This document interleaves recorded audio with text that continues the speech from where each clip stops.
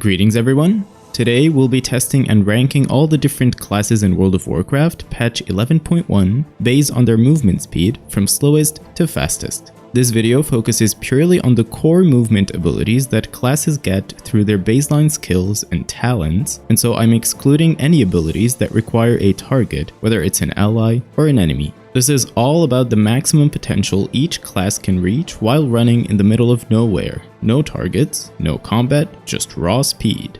If this video gains interest, I will likely make a part 2 showcasing movement potential when including targeting based abilities, as they can be game changers for certain classes. I'll start by showing the talents I picked for each class, then we will see them raised side by side, grouped by armor type. Each run lasted exactly 5 minutes, and to ensure fairness, I removed all gear from all 13 characters to prevent any unintended speed boost. One important detail, small mechanics can make a difference. For instance, if you have a speed buff active and you jump just before it expires at 0 seconds, it will end mid-air, giving you a tiny burst of extra movement, only a few milliseconds, but still helpful. I made sure to use this trick consistently. Additionally, for abilities with multiple charges, I rotated them efficiently, activating other movement skills while waiting for charges to finish to maintain the best possible speed uptime. Let's dive in and see which class truly dominates the race. Starting off with Mage. Any spec and any hero talent tree work for this test. While Spellslinger grants a plus 40% speed boost during altar time, Temporal Velocity provides plus 20% speed when returning to the original location, and Master of Time adds an extra shimmer charge, essentially balancing things out. I tested both setups, and the overall movement speed remains the same. For the run, I used Shimmer, Altar Time, Greater Invisibility, and Shifting Power to maximize uptime and reduce cooldowns as much as possible. For Warlocks, Destruction or Demonology can be picked since the Diabolist hero talent is the best option. The entire strategy revolves around Burning Rush and finding ways to heal yourself to keep it active for as long as possible. I consistently used Demonic Gateway on cooldown, Demonic Circle Teleport whenever no other speed boost was available, and Soul Burn for stronger heals from Hellstones and to instantly cast Gateway whenever the debuff expired. Of course, Unending Resolve was also key to mitigating Burning Rush's damage. For Priests, Discipline plus Oracle is the best combination. Angelic Feather provides the longest and most reliable speed boost, and I have it macroed to automatically target myself. Penance offers good bursts of speed, while Power Word Shield gives a decent but short boost when needed. Of course, I also used Premonition of Clairvoyance as it can occasionally reduce cooldowns on my spells, which is super handy.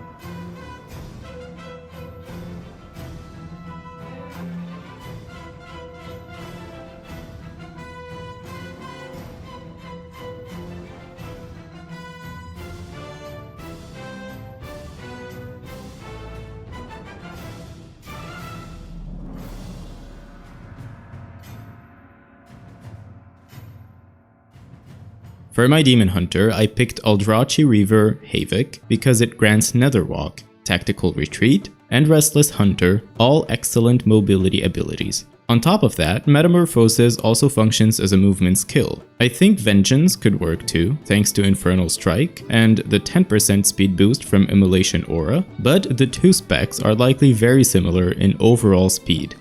Druids have it easy. I specced into Feral plus Druid of the Claw and only needed Tiger Dash and Stampeding Roar, that's it. I could have picked up Moonkin Form and Wild Charge instead of Tiger Dash, which would have let me jump backwards, but I felt like my setup was more convenient overall.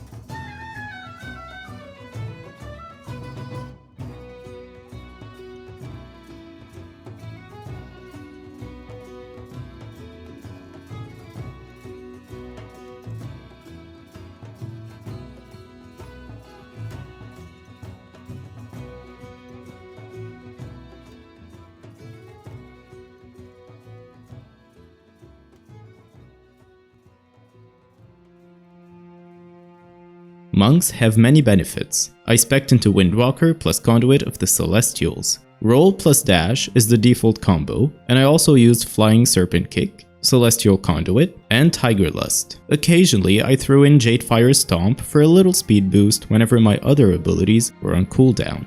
For rogues, I, of course, picked Fatebound Outlaw and made sure to play in stealth at all times to get that extra speed boost. The key abilities here are Grappling Hook and, of course, Sprint, and that's pretty much it.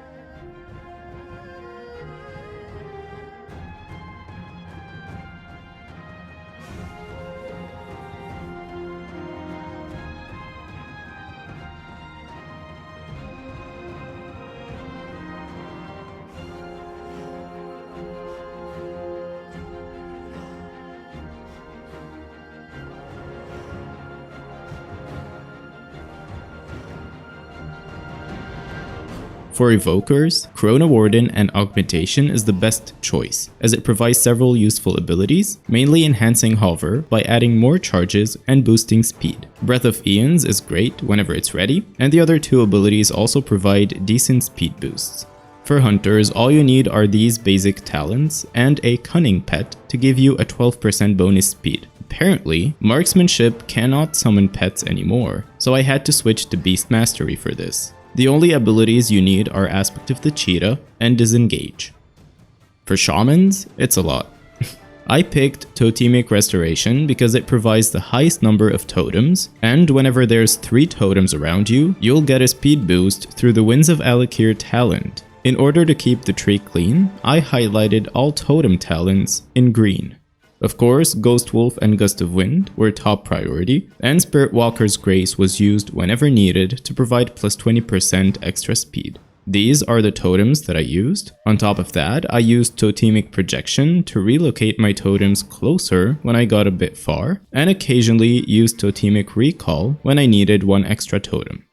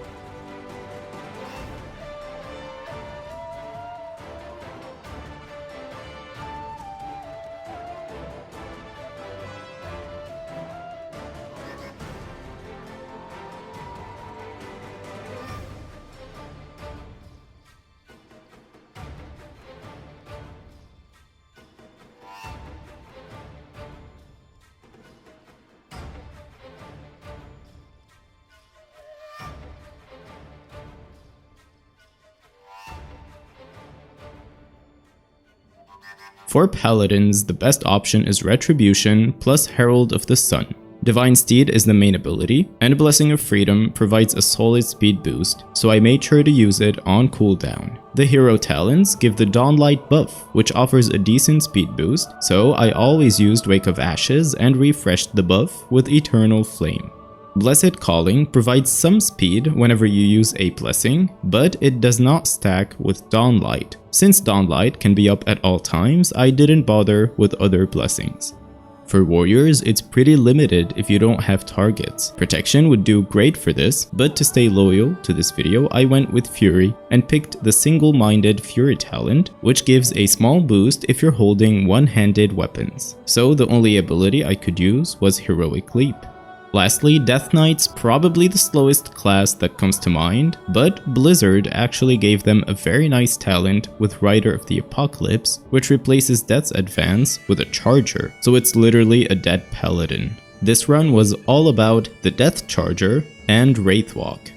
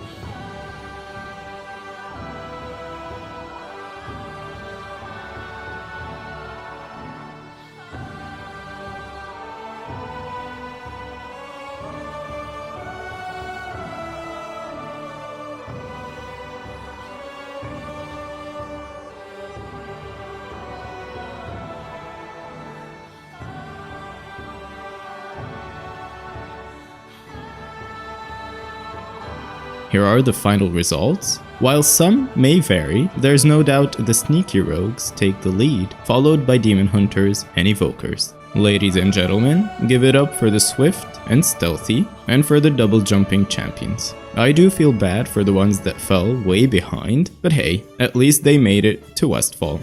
If you enjoyed this video, please hit that like and subscribe button, and let me know in the comments if you'd like more speed testing, probably including combat. Warriors will definitely be happy. Until next time, take good care of yourself, and I'll see you in the next video. Bye.